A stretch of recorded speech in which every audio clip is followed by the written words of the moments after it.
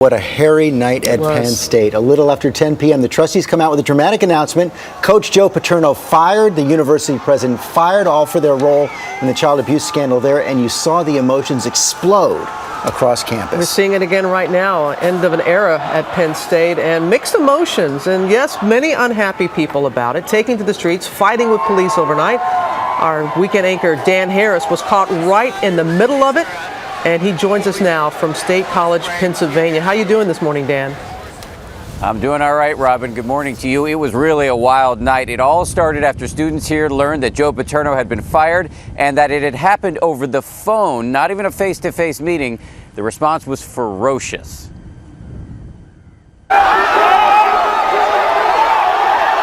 The news touched off a protest that went very wrong, with special wrath reserved for the media. When the country looks at this, that you're out here protesting this way. Why are we protesting? What about, listen, what about the victims? Why is the news all about Joe Paterno and not the kids? It's the media who singled out Joe Paterno. The media never talked about the kids. They made him look like the freaking villain.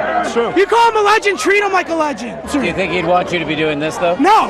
Light posts came down, and then police with riot gear moved in. Police are spraying tear gas everywhere. It forces the crowd for a few minutes, and then start marching back in.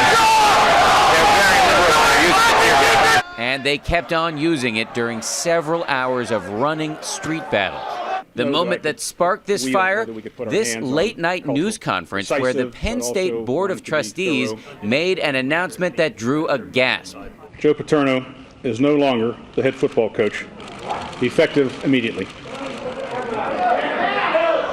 Joe Paterno, the 84-year-old beloved head coach of the Nittany Lions, gone. Taken down in a scandal involving alleged child sex abuse carried out by a former top coach. How difficult was this decision for you guys? Of course, anything like this is difficult. Moments later, students were in the streets.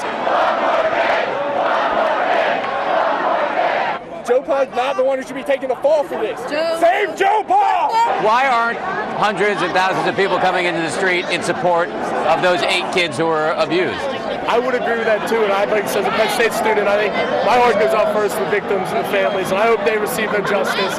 Joe Paterno, who said he was disappointed by the decision, came out of his home and urged calm. Hey, look, get a good night's sleep. All right, study. All right, we still got things to do.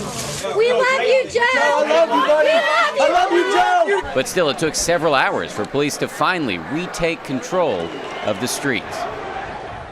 One interesting note, we actually were approached by several students who said they supported the decision to fire Joe Paterno. They were, however, too scared to talk about that on camera.